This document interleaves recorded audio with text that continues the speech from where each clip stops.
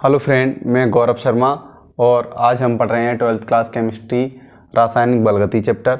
रासायनिक बलगति चैप्टर में हम पिछले वीडियो में हम पढ़ चुके हैं कि किस तरह की अभिक्रियाओं के वेग का निर्धारण होता है।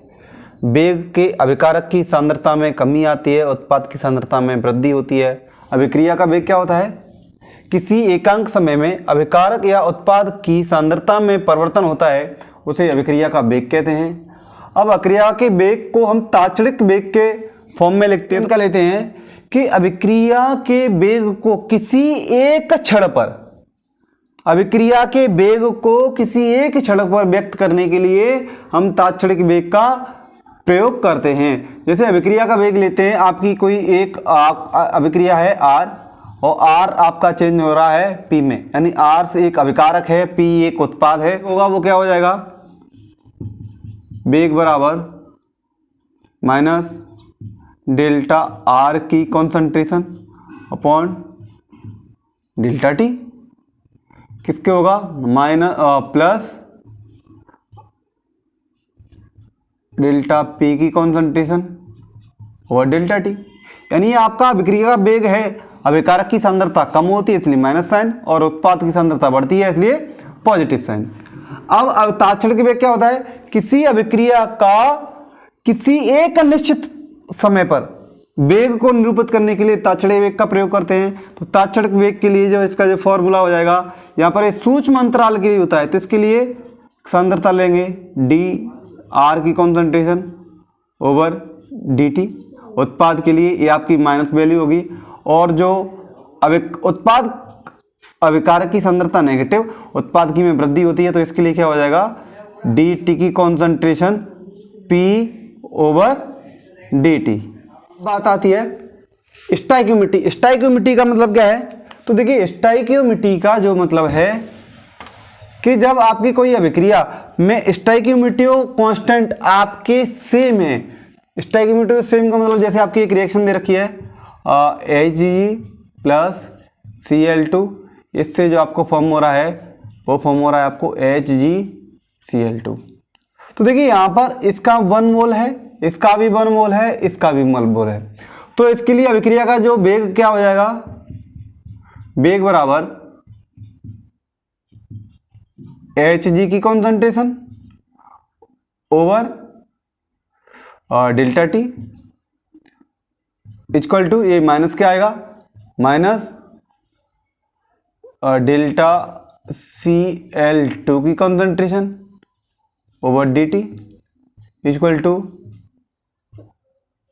HgCl2 की कॉन्सेंट्रेशन ओवर, यहाँ पे आपको small time delta T.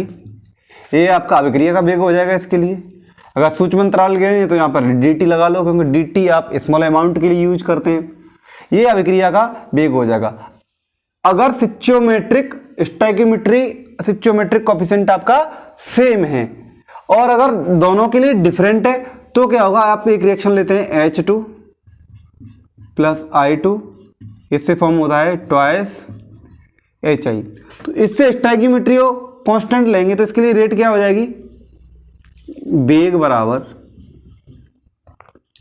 Minus H2 की concentration over delta T equal to, यहाँ भी आपका डेल्टा आएगा, माइनस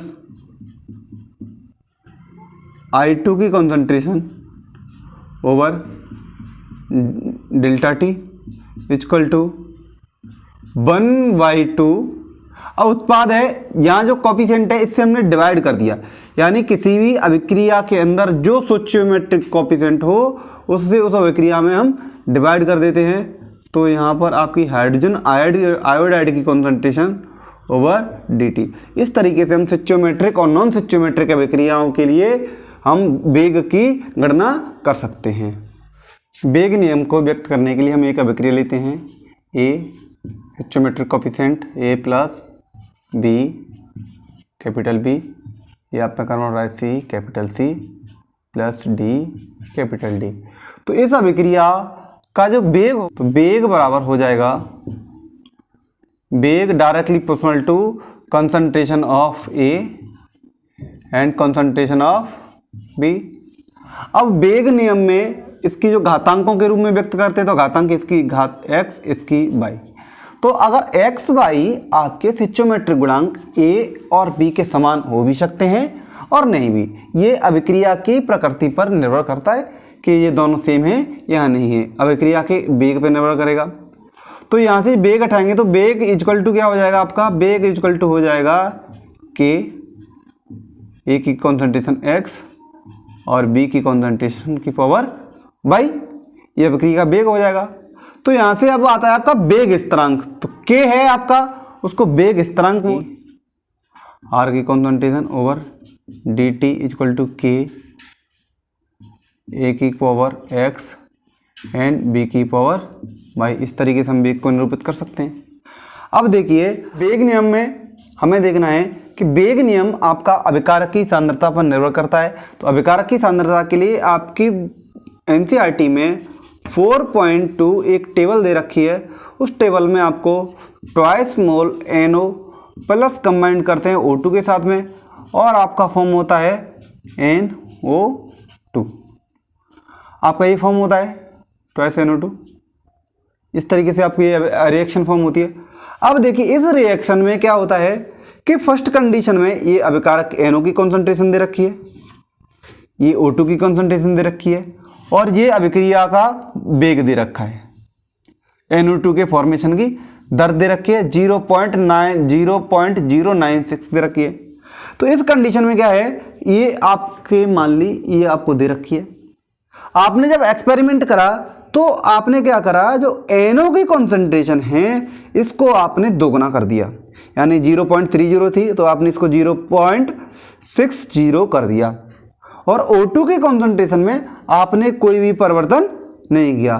तो जो आपका अभिक्रिया का वेग है कितने टाइम्स बढ़ जाता है, तो अभिक्रिया का वेग आपका 4 टाइम बढ़ जाता है ना। आपका अभिक्रिया का वेग कितने टाइम बढ़ गया, 4 टाइम्स, यानी अभिक्रिया की सांद्रता आपने कितने टाइम बढ़ाई, 2 टाइम्स बढ़ाई। वेग कितने टाइम बढ़ गया, 2 टाइम्स। तो यानी 2 से टूट जाएगा तो यानी अभिक्रिया का वेग कितने पावर गया है, 2 टाइम्स। यानी जो अभिक्रिया का वेग है उसकी जो पावर कितनी हो जाएगी, 2 टाइम्स। आपने इसको 2 गुना करा, अभिक्रिया का वेग कितना हो गया, 4 गुना बढ़ गया, 4 गुना बढ़ गया। तो अभिक्रिया की जब कॉन्सेंट्रेशन 1 थी तो ये किसके बराबर होगा, 2। अब देखिए आपने क्या करा कि जो अभिक्रिया की थर्ड एक्सपेरिमेंट में क्या करा, जो NO की कॉन्सेंट्रेशन है वो आपने 0.3 रखी, यानी पहले से चीज उतनी रखी, लेकिन O2 की कॉन्सेंट्रेशन को आपने डबल कर दिया। तो जब O2 की कॉन्सेंट्रेशन डबल करी, इसकी कॉन्सेंट्रेशन आपने क्या करी, डबल करी। यहां से इसमें O2 की कॉन्सेंट्रेशन आपने क्या करी, डबल करी। तो O2 की कॉन्सेंट्रेशन डबल करी तो आपकी रेट कितनी भी हो गई, रेट भी डबल हो गई। यानी यहाँ पर अभिक्रिया की कोट कितनी आएगी, 1 आएगी। यहाँ पर अभिक्रिया की कोट कितनी आएगी, 2 आएगी। अब आपने क्या करा कि NO की जो कॉन्सेंट्रेशन है वो भी आपने डबल कर दी और O2 की कॉन्सेंट्रेशन है वो भी डबल कर दी। तो जो अभिक्रिया का वेग बढ़ा वो आपका 6 टाइम बढ़ा, यानी 2 टाइम्स ए भी बढ़ाया, 2 टाइम्स ए भी बढ़ाया, 2 से 1 कैंसिल हो जाएगा। तो अभिक्रिया ऑर्डर ऑफ अभिक्रिया कितना आएगा, आपका 3 आ जाएगा। यानी अभिक्रिया का वेग होता है वो अभिकारक की सांद्रता के समानुपाती होता है, जितना अभिक्रिया का। और इसके बाद आता है आपका अभिक्रिया की कोटि। अभिक्रिया की कोटि, अभिक्रिया की कोटि क्या होती है, किसी अभिक्रिया के वेग समीकरण में, जैसे वेग बराबर के a की पावर x एंड b की पावर y, किसी अभिक्रिया के वेग समीकरण में अभिकारकों की घातों का योग, अभिक्रिया के वेग समीकरण में अभिकारकों की घातों का योग अभिक्रिया की कोटि कहलाती है। आपकी अभिक्रिया की कोटि, आपके सिलेबस में अभिक्रिया की कोटि हैं वो 0 कोटि की और 1 कोटि की हैं, लेकिन आपको पढ़ना यहाँ पर जो अभिक्रिया की यूनिट भी पूछ लेता है, 0 ऑर्डर और आपको first order, second order, third order, इस तरीके से आपको अभिक्रिया की कोटि के बारे में पूछ लेता है। अब देखिए यहाँ पर आता है अब वेग स्थिरांक की यूनिट। तो वेग स्थिरांक की जो यूनिट क्या होती है अभिक्रिया के लिए,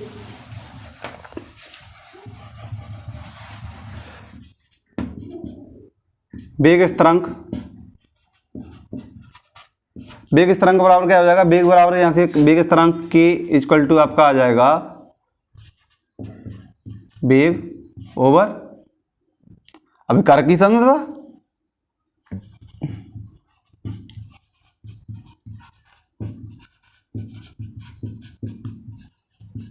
अभिकारक की सांद्रता, इस तरीके से आ जाएगा। तो अगर आपकी अभिक्रिया की कोटि प्रथम कोटि की है तो यहां से इसकी अभिक्रिया का इसकी यूनिट क्या हो जाएगी, यूनिट आपको निकालनी है। तो वेग स्थिरांक यानी वेग क्या होता है आपका, वेग बराबर हो जाएगा आपका सांद्रता बटे समय इनटू अभिकारक की सांद्रता में परिवर्तन, तो 1 बटे सांद्रता की पावर n। अगर आपकी अभिक्रिया की कोटि शून्य कोटि की है तो शून्य कोटि के लिए अभिक्रिया की पावर का क्या हो जाएगा, यहाँ से शून्य कोटि की अभिक्रिया के लिए आपका फॉर्मूला हो जाएगा सांद्रता क्या सांद्रता की यानी मोल पर लीटर, मोल पर लीटर, एलसी रिप्रेजेंट कर देते हैं, और समय आपका सेकंड इनटू 1 ओवर सांद्रता मोल पर लीटर की पावर 0। तो ये पूरा जब टर्म 0 है तो ये कैंसिल हो जाएगा, तो अभिक्रिया की जो यूनिट हो जाएगी वो आपकी हो जाएगी मोल लीटर सेकंड इनवर्स। अगर आपकी अभिक्रिया की कोटि प्रथम कोटि की है तो क्या हो जाएगा,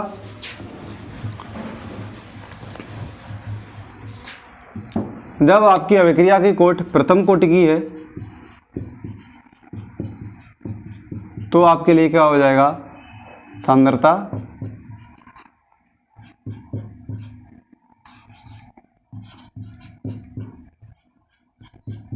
सांद्रता बट्टे समय इनटू 1 ओवर सांद्रता की पावर n।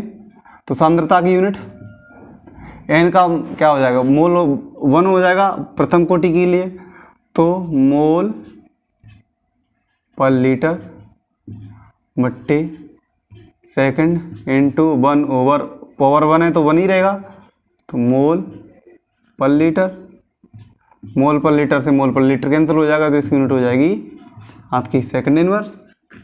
अगर द्वितीय कोटि की है, द्वितीय कोटि के लिए क्या हो जाएगा, मोल पर litre over second into 1 over mole पर लीटर की पावर 2।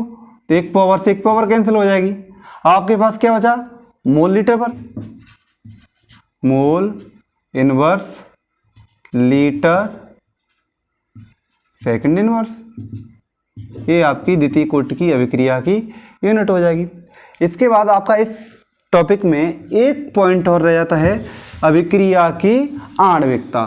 तो अभिक्रिया की आणविकता क्या होती है, किसी अभिक्रिया में भाग लेने वाले अभिकारकों को ही अभिक्रिया की आणविकता कहते हैं।